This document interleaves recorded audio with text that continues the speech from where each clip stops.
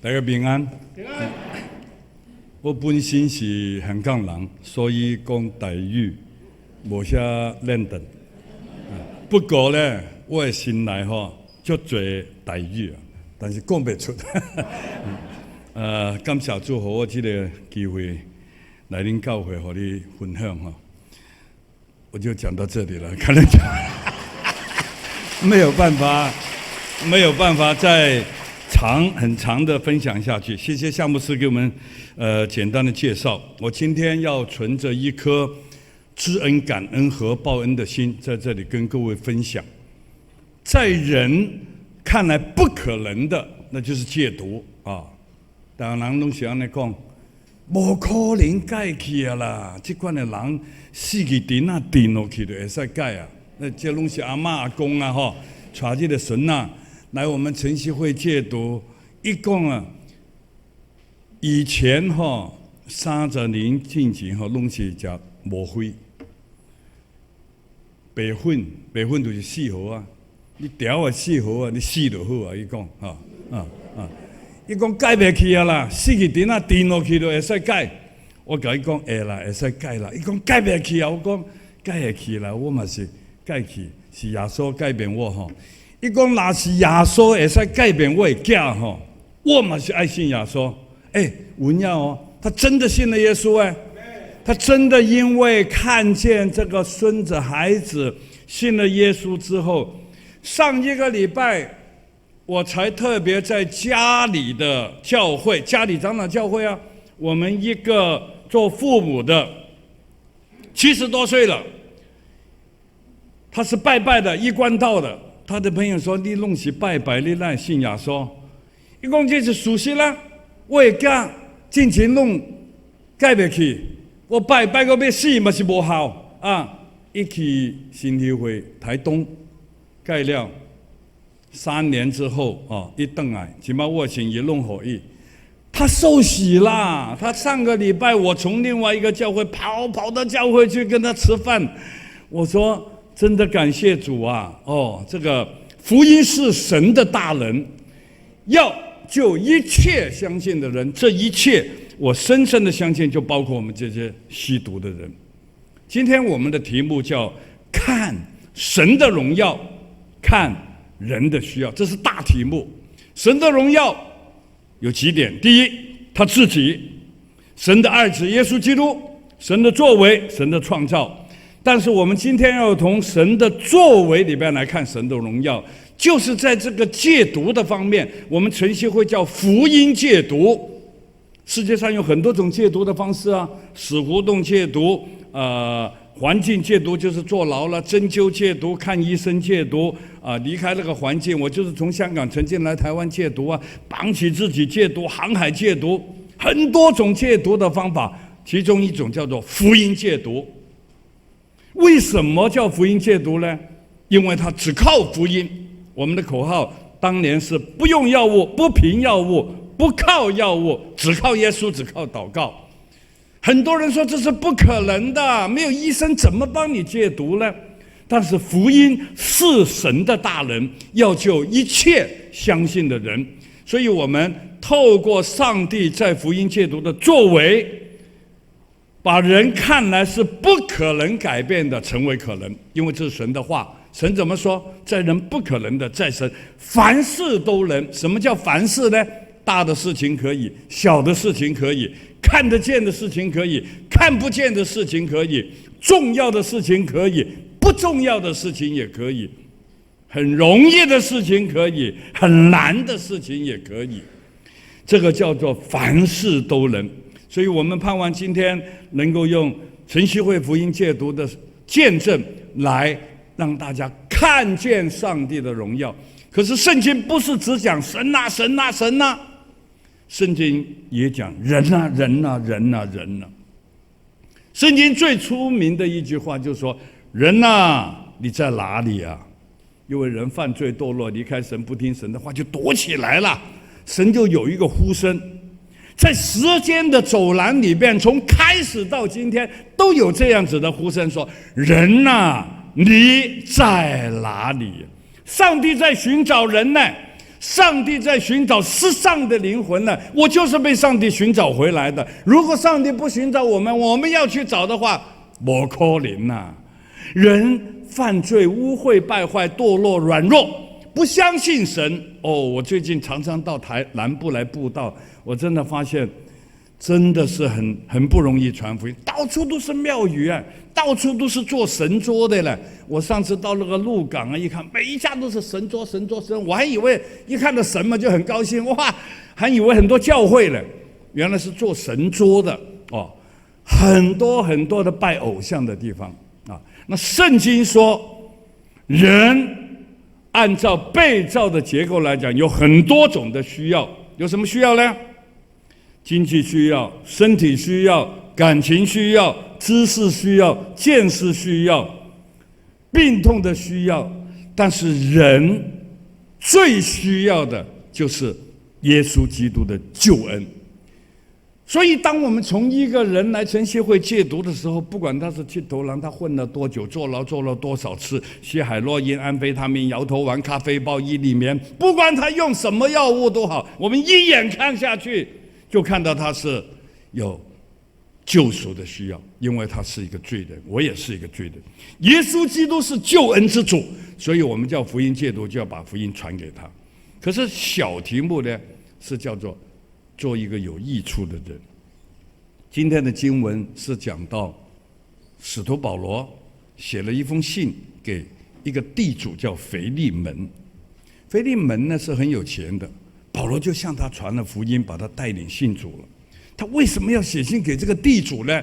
因为这个地主家里出现了一个高危险群的人，当时可能没有吸毒啊，没有吸海洛因啊什么，当时啊那些奴隶啊就是高危险群的人。一方面是地主的资产，一方面呢是他们很要防备他们。这个奴隶的名字叫做阿里西姆。阿里西姆做了一件什么事情呢？偷盗的事情。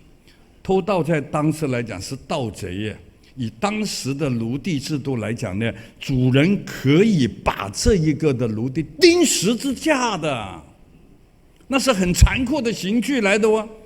所以呢，阿里西姆呢偷了东西之后非常的害怕，他就逃到了罗马城市。罗马是个大城市，可以躲避。没想到他去到罗马的时候呢，就在罗马认识了使徒保罗。保罗当时呢是在坐牢，叫一种叫铐牢。什么叫铐牢呢？就是旁边有一个兵丁，他这边他坐在这边，中间呢绑了一个铁链，有个空隙。那保罗可以有人服侍他，给他吃饭，他也可以讲道，他也可以讲见证，也可以宣讲。所以呢是叫做软禁。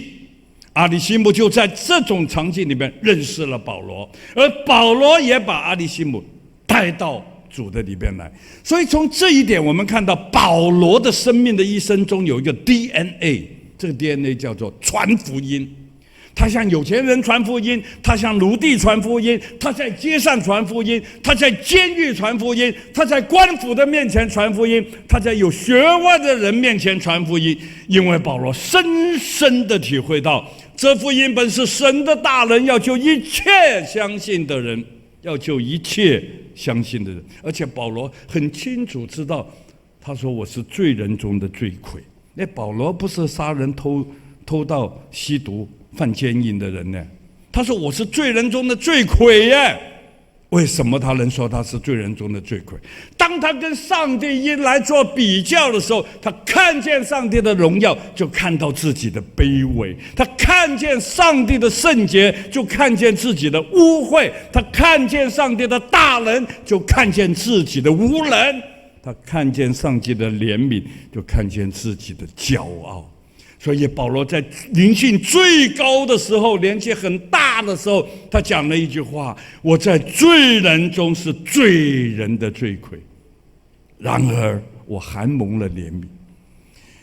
我今天也要说，我在罪人中是罪人的罪魁，可是我不是在灵性最高的时候讲，我是真的是罪人中的罪魁，因为我吸毒、贩毒、卖毒，甚至遇了抢劫、杀人打杀杀，到最后我也被人家杀，快要死掉。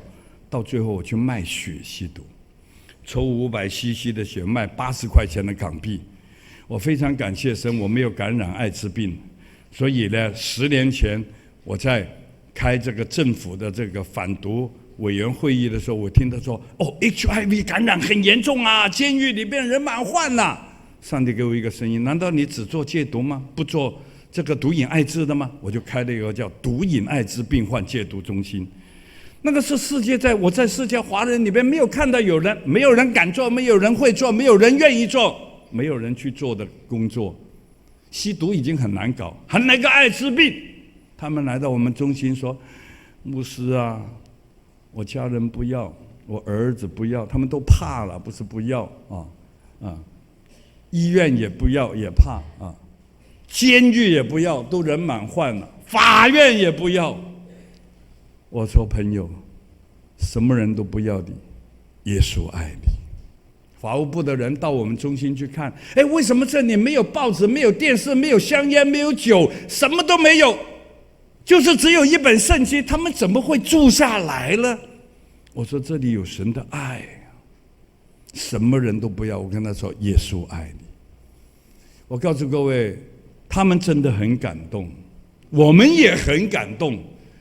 我何能去帮一个吸毒又得艾滋病的人呢？做了一段时间之后啊，还增加了同志，那个叫3合1。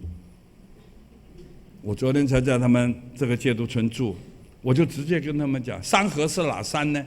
吸毒嘛，共用针头就得艾滋 HIV 感染 HIV， 然后同志就乱性就吸毒又得艾滋，这个叫3合1。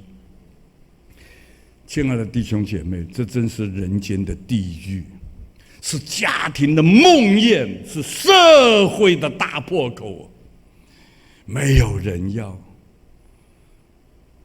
同志如果住在一起的话，就你追我，我追你了。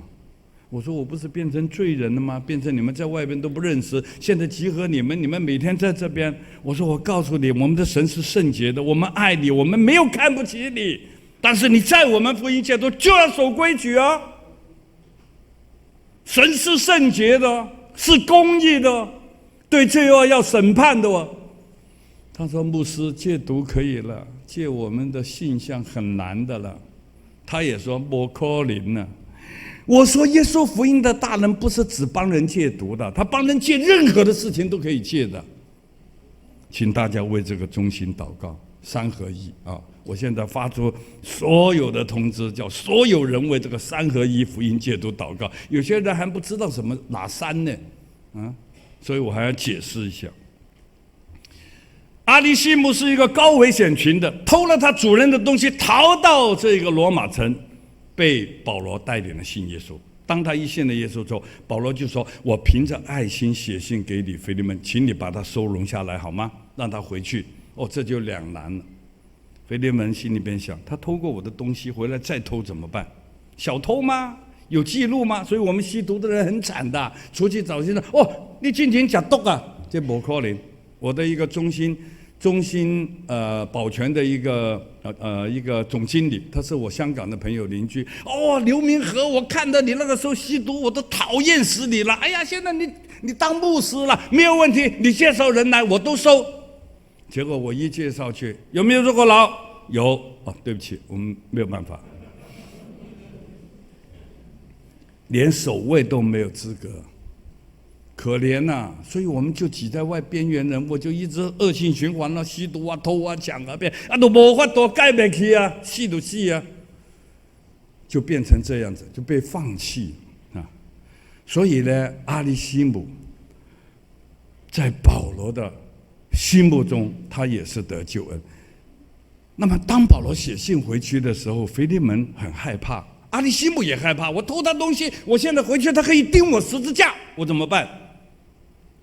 但是保罗讲了一句话，他说：“腓利门啊，阿里西姆从前对你我没有益处，但如今对你我都有益处。”这句话是重点。所以我说，今天我们要向各位做一个见证。我以前对社会没有益处，但如今我们都是对你我有益处的人。所以我要讲小题目是做一个有益处的人。保罗还说，如果他亏欠你什么，他亏负你什么，我全部帮他归还给你。保罗不只是有爱的思想，他有爱的信念，他有信心，他还有爱的行动。他愿意把阿里西姆欠他所有的都归还给他。这不就是耶稣基督为我们罪人所做的事吗？我们罪人欠神多少的罪债，还都还不清啊，如同头发一样，数都数不清啊，还不清。可是耶稣基督被钉在十字架上，跟一个盗贼要给他的主人来钉十字架那个意义完全是不一样的。十字架是彰显公义的地方，也是流露慈爱的地方。耶稣基督为什么要被钉十字架呢？因为上帝是公义，是圣洁，对罪恶是要审判的。人犯罪，上帝有愤怒要审判，这是我们人类中的坏消息，很少人讲。大家都会讲，哎呀，你很穷呐，他离婚呐，他家里有吵架了，他遇到意外，就说他人生中很多很多的坏消息。我们在传福音，福音叫什么？福音叫好消息。好消息是什么？好消息就是耶稣基督嘛。耶稣基督就是福音，福音就是好消息。好消息是什么意思？在圣经里边讲，耶稣基督这个名字，就是要把他的百姓从罪恶里边救出来，这个叫好消息，这个叫好消息。可是你传了好消息，却不告诉他坏消息是什么，他怎么得到好消息？他也不会感恩呢。我们要告诉人生命中有个坏消息。人生命中的坏消息是什么呢？人有罪。现在都不喜欢讲人有罪的，一讲人有罪就得罪人了。可是我们福音戒毒一来戒毒，我们就说你是戒罪，你是该毒。毒是一个坏习惯，罪人是你的身份，你跟神的关系很重要，所以我们叫福音戒毒，读经祷告住1年半，完全不收费用，没有问题。但是你一定要建立他跟神的关系。人有罪是人生命中的一个坏消息，人还有一个坏消息，就是神有愤怒，从来都没有人会讲。大家都说神是爱，感谢主，上帝疼你，爱啊爱爱，爱到最后都滥爱、乱爱、溺爱了。现在的孩子不是如此吗？现在的人生不是如此吗？一点不舒服就埋怨、批评、论断，制造仇恨，就整天都在讲爱。爱是从上帝的公义产生出来的嘛。上帝是公义的，是圣洁的，要审判罪恶。可是他所审判的对象却不是我们犯罪的人，而是他的独生儿子耶稣基督被钉在十字架上。而耶稣基督被钉在十字架上，是为了我们的罪，甘心乐意被钉在十字架上，为了满足上帝公义对罪恶的审判，又为了挽回上帝对罪恶的愤怒。所以信耶稣得生命得救赎，都是按那意思。然后十字架不只彰显了神的公义，同时又流露出神的慈爱，那就是圣经所说，上帝爱世人，甚至将他的独生子都赐给我们，叫一切信他的不至灭亡，反得永生。这个叫做十字架的爱。我在香港出生，12、13岁我在外边鬼混，15岁我就加入黑社会的帮派。我加入黑社会的帮派呢，叫做14K。每个人混黑社会呢，黑社会里面有很多种的活动，其中一种就是吸毒。我当时出来混的时候，我无知、好奇、不信邪。什么叫不信邪？我不相信毒品会捆绑我，我可以控制毒品。结果我就在为了博得认同的时候，跟他们一起吸了海洛因。毒瘾发作的时候，上吐下泻，忽冷忽热，起鸡皮疙瘩，内心里边好像几千根针在戳，几千只蚂蚁在咬，骨头酸痛到一个地步，几乎是要爆裂。所以在我毒瘾发作没有痛苦的时候，我几乎是要死的。我刚刚讲，我去偷，我去抢，我去骗，我贩卖毒品，我最后卖血吸毒，很可怜呐。我瘦到一个地步，我的父亲说：“你连风都吹得起。”他登报跟我脱离父子关系。但是最痛苦的就是我的妈妈，我的妈妈是一位传道人。有人说：“哇，传道人的儿子都吸毒吗？”那就说明信仰是不可以遗传的喽。我的母亲在外面传道，被人家在背后骂：“曹教士，不要再给我们传耶稣了！如果你真的要传，先向你那个吸毒的儿子传。”哎呀，我的妈妈一进门口，扑通跪在地上：“孩子啊，求求你不要再去吸毒，你叫妈妈怎么活下去？我混，我吸毒，我也想孝顺妈妈，我就扑通也跪在地上说：妈妈，请你相信我，我真的不想再去吸。可是我毒瘾发作了，最毒的地方就是心毒。什么毒？不要爸爸，不要妈妈，连妈妈都不要。10年如此，痛苦欲绝。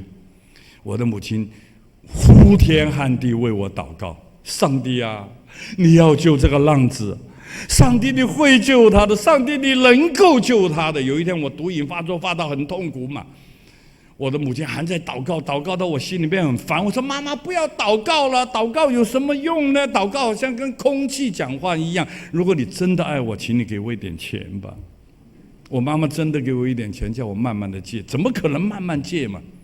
就在这种光景之下，有一天我想结束我的生命，我太痛苦，我吸很多的毒品，给他忙到一个地步，不要醒来就好。因为我发现很多人吸了毒之后，从9楼倒下来，宰肢断脚，头颅都爆裂，死了就还好，不死了更惨。所以我就说，我要给他忙到不要醒来。可是那天忙不起来，结果加9，所以我从4楼滚下来。那个楼梯是直线型的，我在逢甲念完书，没有回香港，继续在吸毒，在延平北路2段。那个延平北路是什么？舞厅、赌场、吸毒、贩毒，什么都有的地方。我就租一个小房间，就从4楼滚下。如果你近看，我的2个眼角旁边这边爆裂，眼骨都掀开了，眼骨都掀开。有人还在这看，我下巴分裂，牙床歪掉。我一颗牙齿都没有的。现在，当我在医院一醒来，哇，那个人好像鬼一样，我就做了一个决定，从此不再戒毒。改不起，戒不掉，真的戒不掉，不是讲假，是真的戒不掉。不过这是人话，圣经的话说什么呢？在人不能的，在神凡事都能。问题是我们信不信？但我怎么信得下去呢？戒不掉的嘛，用这么多方法都戒不掉。有一天晚上，我在贩卖毒品，突然间有人来敲门，我一打开门，3个人冲进来，2把刀子架到我颈子上，把我架到半山上去。他们说今天晚上把你老大的电话告诉我们。我心里便想，我是受过流氓教育的。什么叫流氓教育啊？不要撩别啊，撩别啊会被人家打死的，要够义气啊。所以我死都不讲。结果他们把我压在地上，用那个榔头打得我肋骨断了5根。37年前，我结婚10天从香港来台湾宣教，成立台湾晨曦会。第一件事情，我就到台北的中山医院去验 X 光。那个医生说：“你这个肋骨断了1、2、3、4、5。”他说：“不过接得很好。”所以我很清楚是5条。旁边有个人拿了个铁条要来打我，我怕我的头被打爆啊，我就拿手去挡，结果我的手就当场被打断，看到人都弯起来。最后他们拿2个铁锅在那边晃，他说今天晚上不杀掉你也要废掉你。怎么废呢？插进我的脚踝筋一扯，这个叫挑脚筋，我就一辈子残废，一辈子掰咖。我很害怕，没有什么英雄的啦。陈进兴的监狱，我去到那边看的时候，那个典狱长说：“哎，老牧师啊，这是陈进兴的监狱啊，下面英雄啊，要枪毙的时候拉屎拉尿被拖出去的，弄死枭雄狗熊了，谁都不怕死吗？怕死啊！我真的怕，我发抖啊！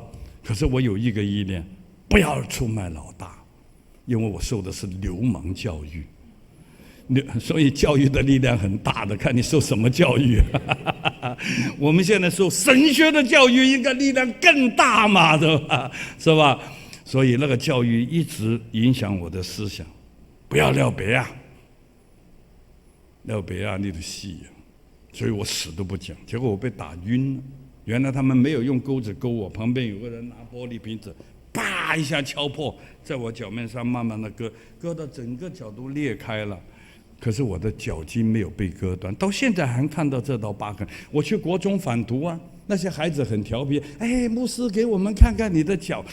我说不要看，很臭的。哎，没有关系，没有关系，还是小女孩子啊。我拖过来，她一看，哇，我也说哇，这么长都没有割断脚筋，直到如今还有这道疤痕。我感谢主。我带着被割裂、没有被割断脚筋的脚，为福音奔跑，到如今第43年，从来没有痛过，从来没有上高山下深海，去缅甸、去泰国、去中国大陆、到美国、到深山、到印度啊，最高的地方啊，靠近尼泊尔我都去的，因为那边毒品很多。反而这个脚没有被碰过，没有被砍过，痛起来。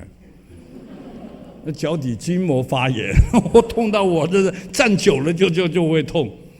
哎呀，感谢主！所以我今天要跟各位分享，上帝爱我，上帝救我，上帝也用我。我被打晕了之后，有人报警，警察来把我送到医院。我在医院一醒来，还看到我的妈妈跪在地上为我祷告。我的妈妈说：“孩子啊，不要想着去报仇。”他说：“冤冤相报何时了？”他说：“恨不能解决恨，唯有爱能够弥补恨。”然后他说：“妈妈爱你，耶稣也爱你。”当他说妈妈爱我的时候，我很感动又很内疚。感动的是说：“妈妈，你还爱我吗？我害你害得这么惨。”内疚的是说：“妈妈，不要说爱我，你恨我，我比较舒服，因为我害得你这么惨。你爱我，我也戒不掉。”最后他说：“耶稣也爱你。”从小我在教会长大，去参加报道、布道，吃饭之前祷告、读经，都不晓得耶稣是谁，从来都没有真正的信耶稣。直到我到福音戒毒，反而真正的被重生悔改信主。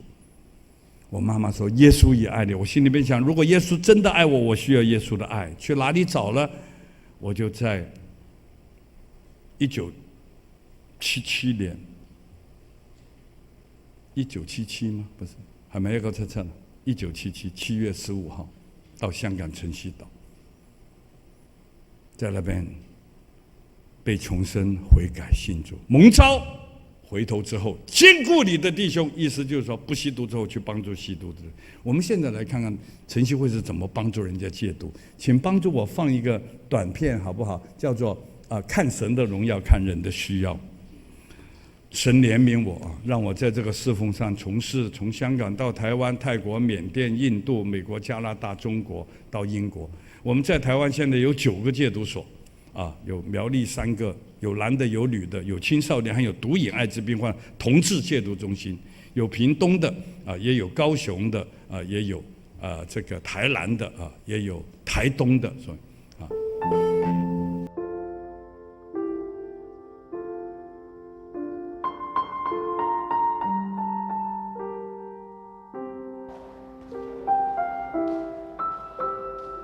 在晨曦会有很多的弟兄都是吸毒的过来人，在戒毒村当中，可能待了3年，或是更久。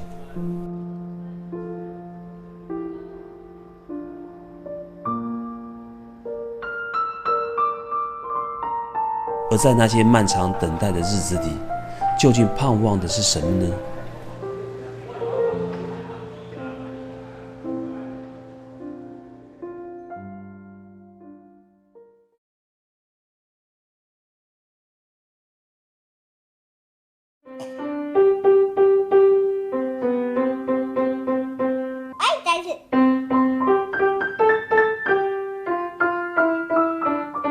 小时候对爸爸的印象就是他很凶，然后只看过2、3次，然后就之后到高中前，我都觉得自己就像没爸爸一样。后来就才知道爸爸是因为吸毒的关系，然后有关进监狱。妹妹，自从爸爸回来后，就对爸爸有一个很大的改观。然后就觉得爸爸变了一个人一样，回到家里来，从单亲家庭又变回一个完整的小家庭，然后现在又多了妹妹，对，就觉得是很像电视剧，有没有？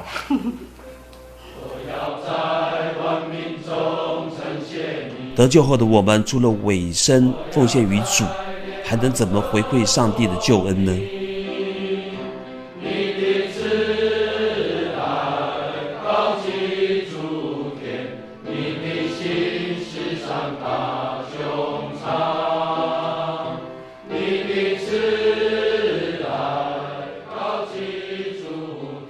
晨曦会这35周年来，共造就了数百位戒毒过来人，透过门训栽培，坚固心智。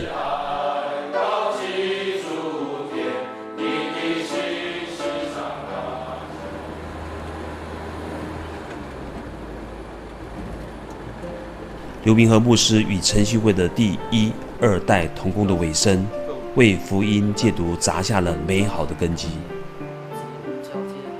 那我觉得这个基础是建立在晨曦会过去在戒毒村开始，对他的基础就是信仰的扎根，好，然后还有为就是在一路这样走过来给他的扶持，所以他会让服侍神的心是很确定的。阿门，谢谢主，荣耀归给你。将祷告祈求会来到奉主耶稣基督圣名，阿门。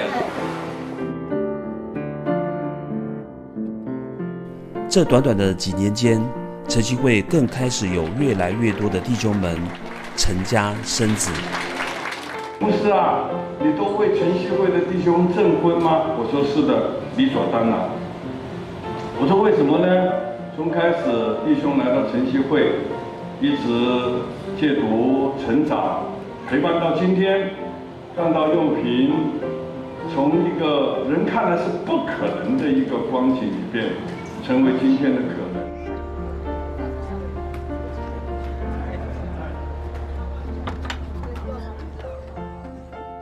这位是我的弟兄，我的阿纳达，我的老爷，我的先生，我是他的贤内助，才德的妇人。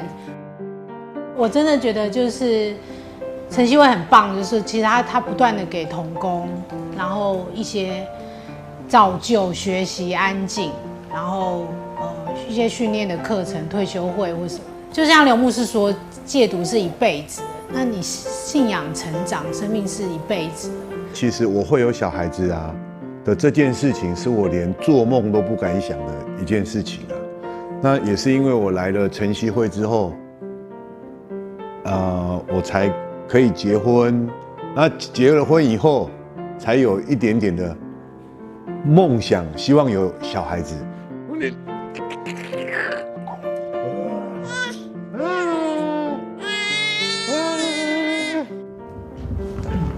亲爱的主，我们感谢你，主你救赎我们每一个人的生命，使我们在罪恶里面打滚。主也让我们能够在晨曦会当中，能够来认识你。我到现在有时候都会很讶异他的过去，然后跟我现在看到的这个丈夫是完全截然不同的。所以我觉得晨曦会对我来说，我觉得晨曦会给了我一个不一样的丈夫。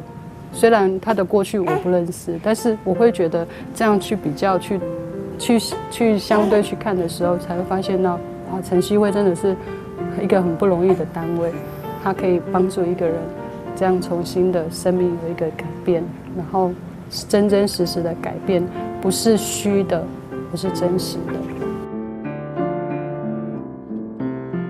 晨曦家庭门的孩子姓名，很多都是源对于晨曦会与上帝的谢恩。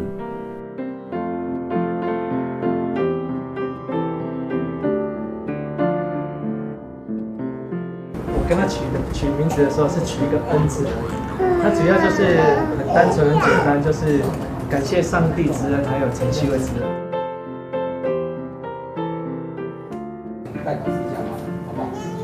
从这些孩子的姓名当中，可以看到上帝是如何借着晨曦会拯救了多少的灵魂，并且透过上帝的计划，成为更多家庭的祝福与众人的见证。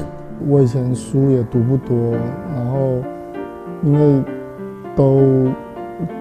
都在混的关系，所以我也没有什么正常的朋友，所以我跟人的互动真的是有困难。对，因为不知道怎么跟人家交朋友。对，那我觉得来晨曦会，正好我就可以补足我的不足的部分，因为我做的事情都是我熟悉的事情，对，比如说去帮助人戒毒，那我以前就吸毒的人，所以这个我来做，我就觉得很得心应手。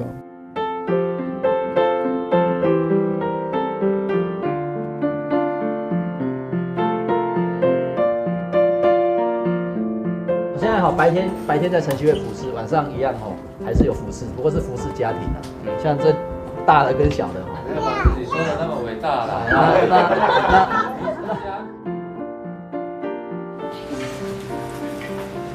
因为最主要，我们好像除了晨曦会，还有一些归回的弟兄有来过我们锦绣堂，才逐渐就是比较认识他们。对，因为在教会看到的他们都很中规中矩，然后又很热心，就是会帮忙打扫啊什么的。我觉得还不错，这样子。印象中，我觉得上帝配给我的这个就是弟兄，我觉得真的我觉得光是帮我就是煮3餐，还有帮他煮副食品，我是真的很感动，因为我其实在家也从来没有煮过东西。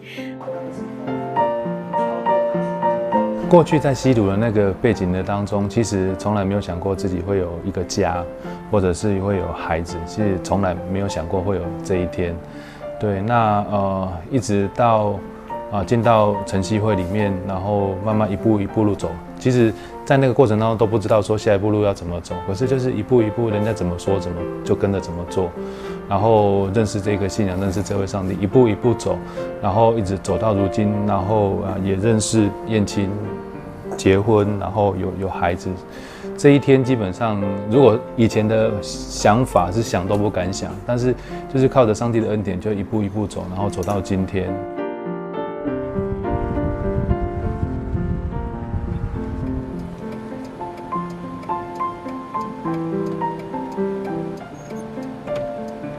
刘牧师定的本质就是，我们要从福音戒毒的工作当中看见神的荣耀嘛。可是人最大的需要就是神赐给人的救恩。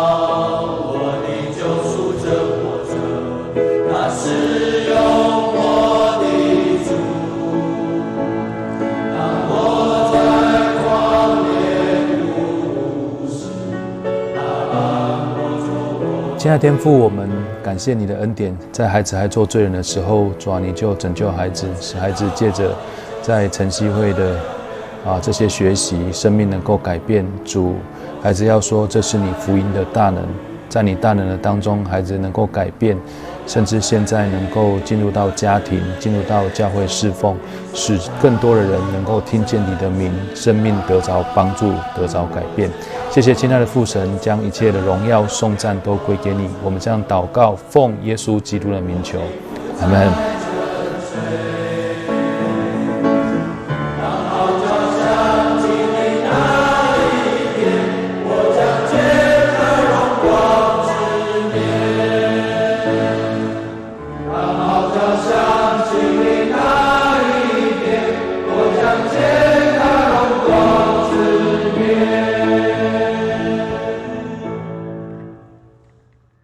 新的还有七股的，七股呢就是我们有职业和门徒训练中心，台南的就是戒毒中心，戒毒中心1-2年就到职业门徒训练中心，如果他们愿意的话，我们就站在前边哈，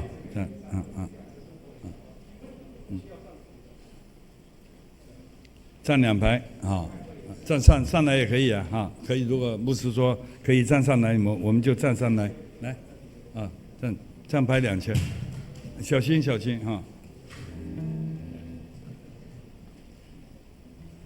可以站过来一点嘛，站右边嘛，我们已经那边塞满了哈，所以尽量移过来这边，这样过去啊，过去移，大家平均一点哈。好，请站好哈啊。我们曾经是一群被毒品捆绑无法自拔的人，经历过在吸毒中的痛苦，屡戒屡败，总是觉得父母朋友无法了解我们。但是感谢神，我们来到晨曦会打开啊，耶稣打开了我们的心。他说了一句话，他说：“压伤的芦苇它不折断，疆场的灯火它不吹灭。”这个就是基督的爱。我们现在要一同来献一首歌，叫做《戒毒的心志》。可以站过来一点。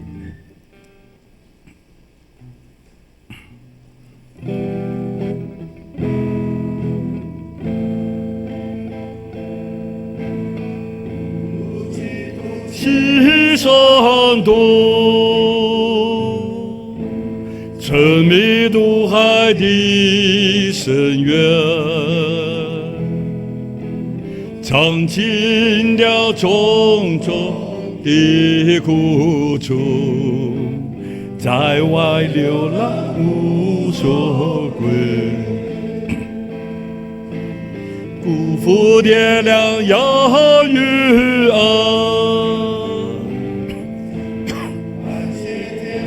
不离弃，看东海儿要立志，戒毒路上要坚强，总会流泪莫佛主啊，遇到试探莫犯罪，风吹雨淋莫言苦啊，再苦再难要坚强啊！人生需要一颗主的生，能走完世家的路，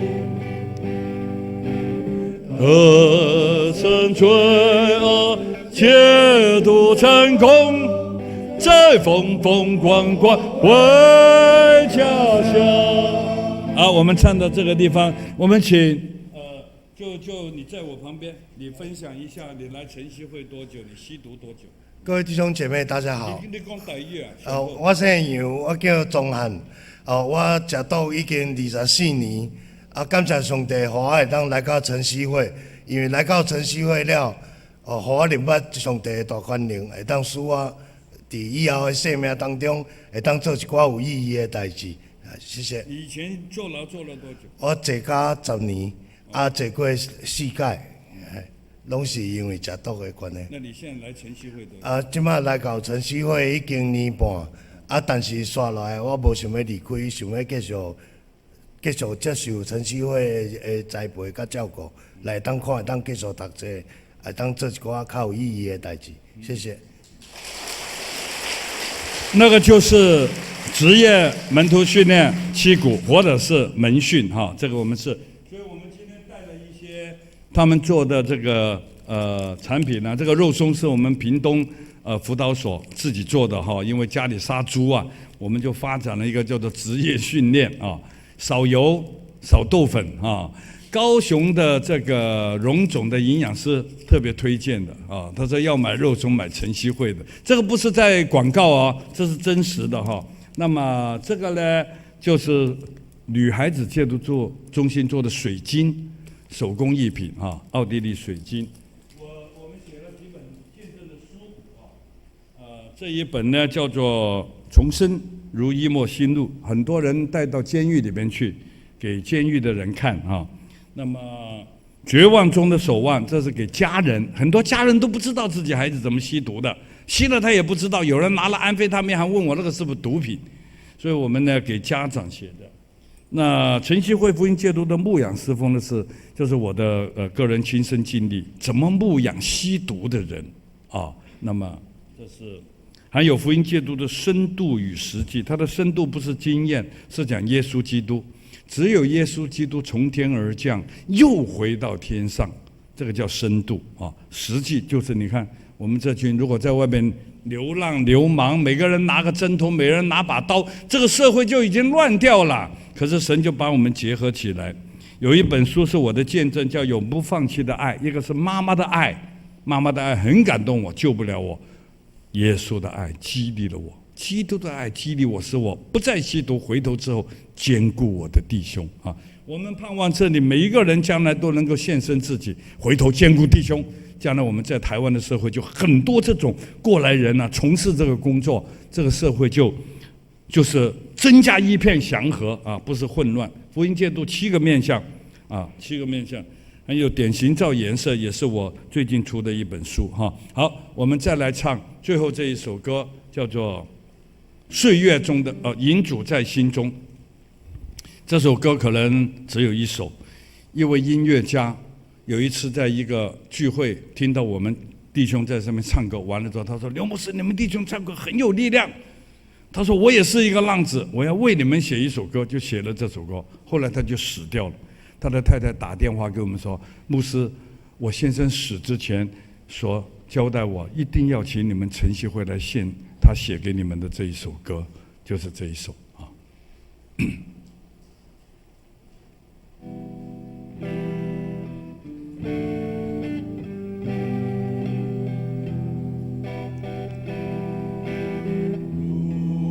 我有这么一天，当你彷徨无助的时候，谁能帮助你就在这时刻？除了告诉自己要振作，为何我都在承受周遭人们对我的冷漠？谁能告诉我不知该如何？怎么找自己所有的所有？茫茫长夜的空洞，永无止境的噩梦，终日躲在那阴暗的角落，更没人了解我内心的苦痛。天长长地茫茫，漂泊的心灵找不到避风港，内心苦相随说，无奈的人生，坎坷的路途，耶稣，耶稣，只要你接纳他，你就不会再无助。耶稣，耶稣，只要你影响他，你就不会再痛苦。耶稣，耶稣，他将是永远存在我心中的救主。我们一起低头祷告。亲爱的天父，爱我们的主耶稣，我们这群浪子我们这一群在外边伤害别人的人，伤害自己的人，对社会没有益处的人，今天蒙了你的救赎，蒙了你的慈爱，让我们今天有一个很好的一个身体，很精洁的一个心灵，我们能够来到教会里边来敬拜你，还要来分享神里福音的爱和大能，我们存感恩的心。主啊，你的爱从来没有离开我们，求你的爱激励我们，让我们有一天能够真正在主的里边回头之后去兼顾我的弟兄，去帮助更多吸毒的人。今天早上我在这边有一个很存心的要求，有哪一位朋友你曾经听过福音来过教会，但是你今天有这个感动，愿意打开你的心，举起你的手，相信耶稣基督，接受耶稣基督是你的救主的话，我请你做一个表示我可以来为你做祝福的祷告。有没有这样子的朋友愿意来接受耶稣，相信耶稣，成为你的帮助，成为你的救主？我来为你做祝福的祷告我想感谢主，感谢主。我想他一定是很真诚，因为他经过思考，神的爱充满在他的心。一个人得救，天上都要为他欢喜快乐。最后我还问有没有人，如果有心里面有这个愿意做这个表示，举一下手做一个表示，我们为你祷告。感谢主，感谢主感谢主，那边也有你已经举过了，感谢那边也有。好，我们一起祷告。天父上帝，感谢你，一个罪人悔改，天上都要为他欢喜。我们为举手的朋友，他们真心相信接受你，成为他们的救。从今天开始，求主改变了他们生命，他们的生命将要不一样，他们将要真正成为你的儿女，也要成为你的门徒，被你大大的赐福，更要回头兼顾他们的弟兄，兼顾他们的朋友。奉耶稣基督的名祷告，阿们。好。